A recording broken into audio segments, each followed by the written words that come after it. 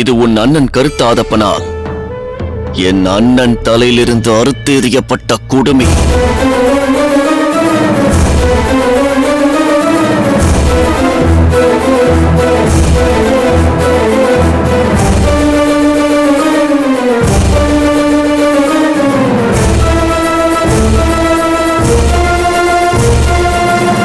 இது என்ன தெரியுமா? என் அண்ணன் காளையின் கொம்புகளில் பாய்ந்ததா குபு குபுவென்று பெருகிய ரத்தத்தில் நனைந்த அவரது ஆடைகள்.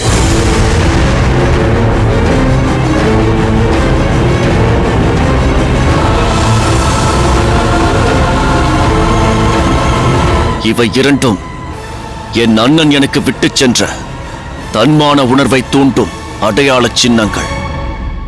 இவற்றை பற்றி ஒரு நாள் கூட நான் நினைக்காமல் இருக்க மாட்டேன்.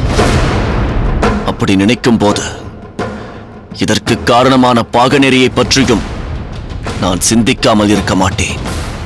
இதற்கு என்ன பொருள்? இவர் ஏன் இந்த நேரத்தில் இதை காண்பிக்கிறார்? திருமணம் நடந்து முதலிரவை தொடங்க வேண்டிய நேரத்தில் ஈட்டியால் இதயத்தை குத்துவது போல் சூறாவளி சொற்களை ஏன் வீசுகிறார்? இவரது இந்த செயலுக்கும் சொல்லுக்கும் பின்னால் என்னென்ன விபரீத விளைவுகள் ஒளிந்திருக்கின்றனவோ தெரியவில்லையே. என்ன கல்யாணி, என்ன யோசிக்கிறாய்? ஒன்றுமில்லை.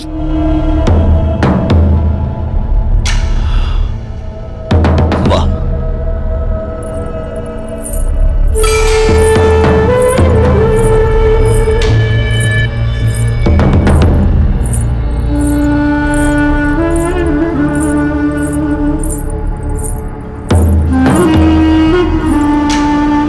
உட்கார். உட்காரு.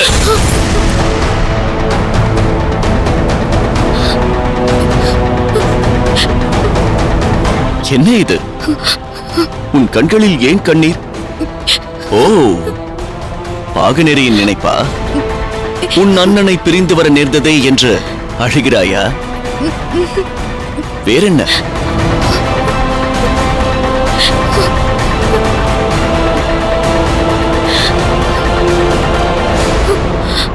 அட, என் அண்ணனை நினைத்து அழுகிறாயா? பரவாயில்லை. பட்டமங்கலத்திற்கு வந்து இன்னும் ஒரு நாள் கூட ஆகவில்லை. அதற்குள் இந்த குடும்பத்தை சேர்ந்தவர்கள் மீது உனக்கு அவ்வளவு பாசம் பெருகிவிட்டதா?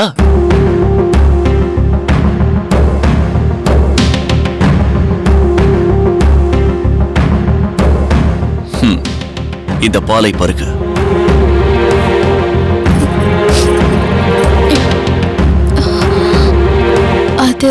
அது வந்து என்ன? முதலில் கணவர் பருகிவிட்டு தரும் பாலை தான் குடிக்க வேண்டும் என்று சொன்னார்கள். இருக்கலாம். ஆனால் இந்த குடும்பத்திற்கு இன்று புதிதாக வந்திருப்பவள் நீதானே. அதனால் நீ குடித்த பிறகுதான் நான் குடிக்க வேண்டும். இதோ மற்றொரு குவளையில் எனக்கும் பால் இருக்கிறது. குடி, குடி.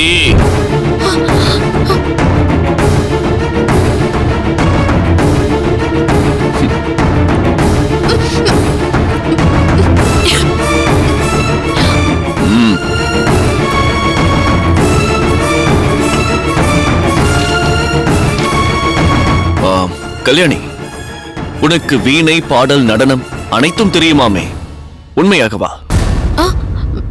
ஆமாம், உண்மைதான். இதோ வருகிறேன்.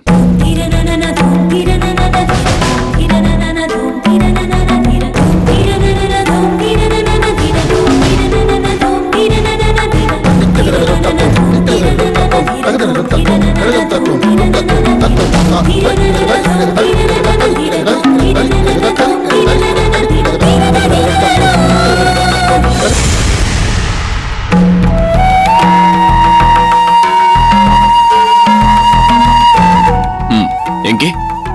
இதை மீட்டு பார்ப்போம். நீங்கள் கூட வீணை மீட்ட கற்றிருப்பதாக வீரம்மா அக்கா சொல்லி இருக்கிறார்களே. அதற்கென்ன? நீங்கள் முதலில் மீட்டுங்கள், பிறகு நான் மீட்டுகிறேன். நான் மீட்டப் போகும் வீணைதான் பேசும் வீணையாயிற்றே. நீ இப்போது இந்த பேசாத வீணையை உன் காந்த விரல்களால் பேசவை. நான் கேட்கிறேன்.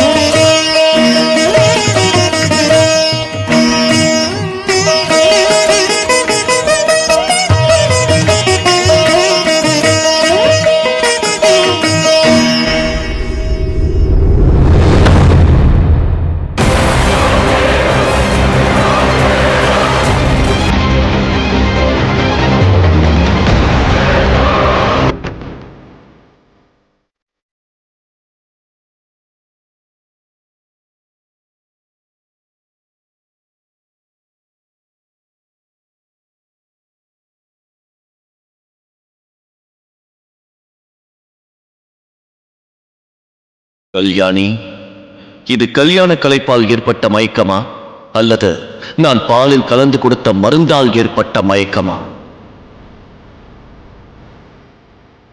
என் குறிக்கோளை நிறைவேற்ற இதை தவிர வேறு மார்க்கமே இல்லை. இப்படியே கிட.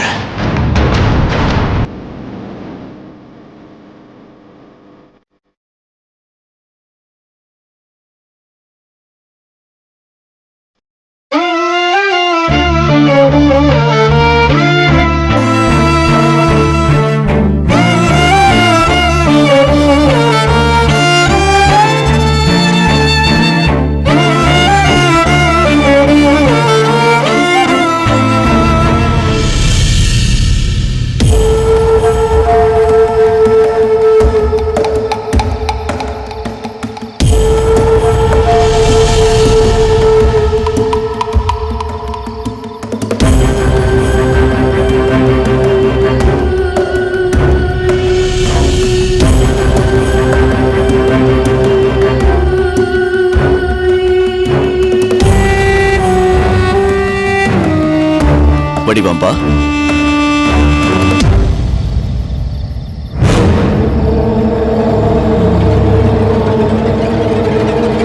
நீங்களா?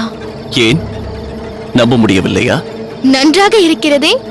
முதல் இரவும் அதுவுமாக கட்டிய மனைவியை கட்டிலறையில் விட்டுவிட்டு என்னை தேடி வந்திருக்கிறீர்களே. இதிலிருந்தே எனக்கு உன் மீது எவ்வளவு ஆசை என்பதை தெரிந்து கொள்ள வேண்டாமா? என்ன புரியவில்லையா? என்னை நீங்கள் பார்த்ததே கல்யாணியின் திருமண விழாவில்தான். அதற்குள்ளே பல நாட்களாக எனக்காக ஏங்கிக் கொண்டிருப்பது போலல்லவா பேசுகிறீர்கள்? ஒருவன் ஒரு பெண்ணை விரும்ப ஒரு பார்வையை போதும் வடிவு. அதிலும் நீ யார்? அக்கம் பக்கத்தில் இருக்கும் ஊர்களில் உள்ள ஆடலரசைகளில் தலை சிறந்தவள். நானா? ஆமாம். இல்லையே, என் அக்காள் சுந்தரியை அல்லவா அப்படி சொல்வார்கள். முக்கியமாக அந்த பாகனேரி அம்பலக்காரர். பாகனேரி அம்பலக்காரருக்கு வேண்டுமானால் சுந்தரி பெரிய ஆடலரசியாக தோன்றலாம். ஆனால் இந்த பட்டமங்கலத்து அம்பலக்காரனுக்கு இந்த வடிவாம்பாள் தான் தலை சிறந்த ஆடலரசி.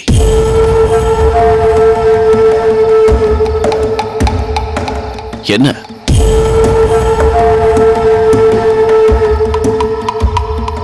வெகு நாட்களாகவே உன் மீது எனக்கு ஏதோ ஒரு பற்று, ஈடுபாடு. கல்யாணிக்கு நடனக்கலையை கற்றுத்தந்த குரு நீதான் என்று அறிந்ததும், கல்யாணிக்கு துணையாக உன்னை அவர்கள் இங்கு அனுப்புகிறார்கள் என்றதும் நான் மிகவும் மகிழ்ச்சி அடைந்தேன். அத்தோடு வடிவு பட்டமங்கலத்திற்கே வந்து கல்யாணிக்கு நடன பாடம் நடத்தலாம் என்றும் நான் சொல்லிவிட்டேன். ஏன் தெரியுமா? அந்த இடைவெளியில் என்னோடு காதல் பாடம் நடத்தலாம் என்பதற்காகத்தானே? பரவாயில்லையே, நீ மகா கெட்டிக்காரிதான். ஆனால் நான் ஏமாளி அல்ல. என்ன சொல்கிறாய்? உங்களை ஏற்றுக்கொள்வதில் எனக்கு ஒரு தயக்கமும் இல்லை. இந்த வாய்ப்பை நான் மறுக்கவும் இல்லை. ஆனால் என்றேனும் ஒரு நாள் அம்பலக்காரினே என்ற நிலையை பெற வேண்டும் என்றுதான் நான் காத்திருந்தேன். பாகனேரி அம்பலக்காரர் கிடைப்பார் என்று எதிர்பார்த்தேன். அது நடக்கவில்லை. பட்டமங்கலம் அம்பலக்காரர் என்னை தேடி வரும்போது நான் ஏன் வேண்டாம் என்று சொல்ல போகிறேன்? பாகனேரி அம்பலக்காரரா? வாளுக்கு வெளி உன்னை விரும்பினாரா?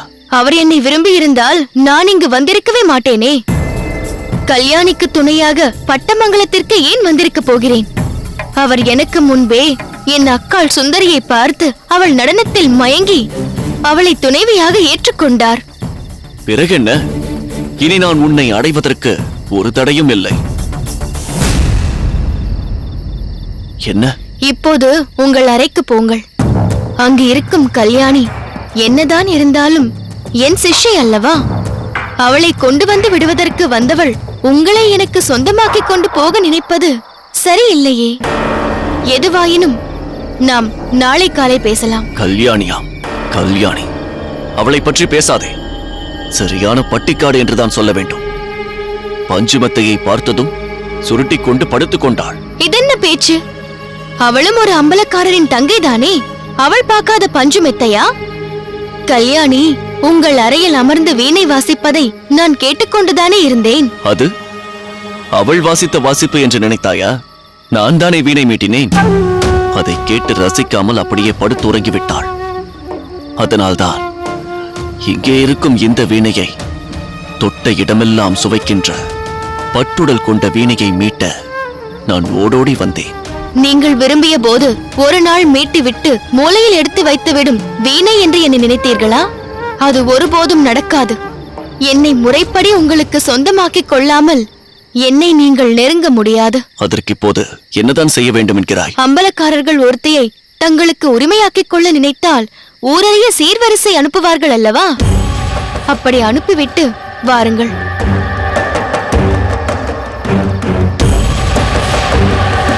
அதன் பிறகு நான் ஆயுள் முழுவதும் உங்களுக்கு சொந்தமாகி விடுவேன். பாகனேரி அம்பலக்காரர் என் அக்காள் சுந்தரிக்கு முறைப்படி சீர்வரிசை அனுப்பிவிட்டுதானே வந்தார். அவர் திருமணமாகாதவர், அதனால் எந்த பிரச்சனையும் வரவில்லை. ஆனால் நான் இப்போதுதான் கல்யாணியை திருமணம் செய்து பட்டமங்கலத்திற்கு அழைத்து வந்திருக்கிறேன். இந்த நிலையில் நான் எப்படி சீர்வரிசை அனுப்ப முடியும்? அப்படியானால் நான் மட்டும் அவ்வளவு எளிதாக உங்களை ஏற்றுக்கொள்ள முடியுமா? என் வாழ்வில் நான் ஒரு அம்பலக்காரருக்குத்தான் உரிமையாக வேண்டும். என் அக்காவிற்கு சமமாக வாழ்ந்து காட்ட வேண்டும் என்பதற்காகத்தான் இதற்கு சம்மதித்து அப்படி சொன்னேன். நியாயமாக பார்த்தால் கல்யாணிக்கு குருவான நான் அவள் வாழ்வை பங்கு போட்டுக் கொள்வது அவளுக்கு கற்றுத்தந்த கலைக்கே துரோகம் செய்வது போலத்தான். அதையும் ஏற்றுக்கொண்டு உங்களை நான் ஏற்க முன் வருகிறேன் என்றால் அதற்கு ஒரே ஒரு காரணம்தான் இருக்கிறது. அம்பலக்காரணி என்ற கௌரவத்தை பெறுவதற்காகத்தான். ஆனால் நீங்கள் எனக்கு ஊரறிய சீர்வரிசை அனுப்புவதற்கே தயங்குகிறீர்கள் என்றால் என்னை மன்னித்து விடுங்கள். நெல்.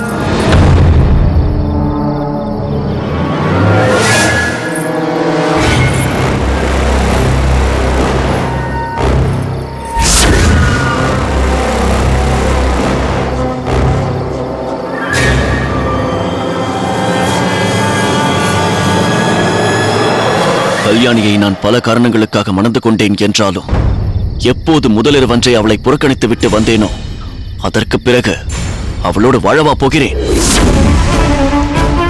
உனக்கென்ன? முறைப்படி சீர்வரிசை அனுப்ப வேண்டும், அவ்வளவுதானே? உனக்கு வெறும் சீர்வரிசை என்ன, பட்டமங்கலத்தையே பட்டயம் எழுதி தந்து விடுகிறேன். இவைகளை எப்போது அனுப்ப வேண்டும், எங்கே அனுப்ப வேண்டும் என்று மட்டும் சொல். அதை அனுப்பி வைத்து விட்டு அது வந்து சேருவதற்கு முன்பே நான் உன்னை தேடி வந்து விடுவேன்.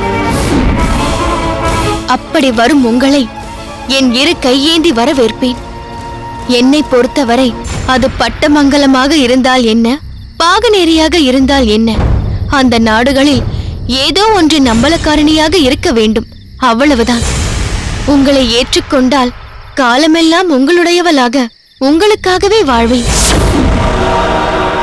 இது போதும் வடிவ, இது போதும்.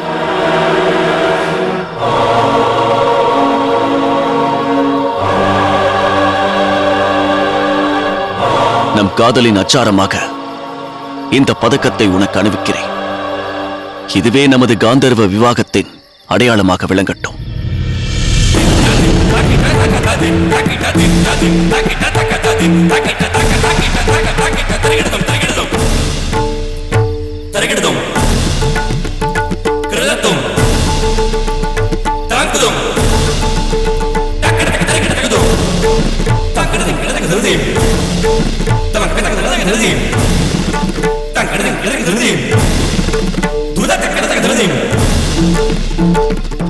போதும், எனக்கு இது போதும்.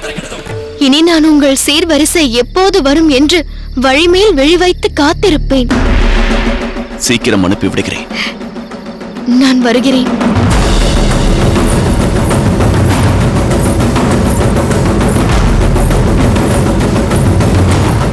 கல்யாணி, நீ பார்த்து கொண்டிருக்கிறாய் என்பதை தெரிந்து கொண்டுதான் இப்படி செய்தேன். முதலில் சீர்வரிசை அனுப்ப மாட்டேன் என்று சொல்லிவிட்டு நீ பார்க்கிறாய் என்று தெரிந்துதான் வடிவிடம் சீர்வரிசை அனுப்புவதாக சொன்னேன். இது ஒரு தொடக்கம்தான்.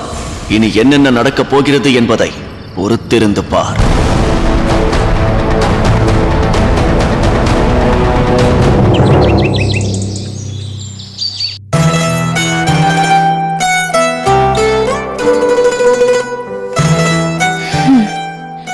இந்த ஆண்களே இப்படித்தான். பெண்களின் எதிர்பார்ப்பும் விரகதாபமும் சிறிது கூட புரிவதில்லை. எவ்வளவு உறுதியாக என்னிடம் சொன்னார். கல்யாணியின் திருமணம் நடந்த மறுநாளே நாம் சொந்தம் என்று. இப்போது என்னவாயிற்று? திருமணம் நடந்து சில நாட்களும் ஓடிவிட்டது. சுந்தரி என்ற ஒருத்தி திருக்கோட்டியூரில் நமக்காக காத்திருக்கிறாள் என்ற நினைவே இல்லாமல் பாகநேரியிலே இருக்கிறார்.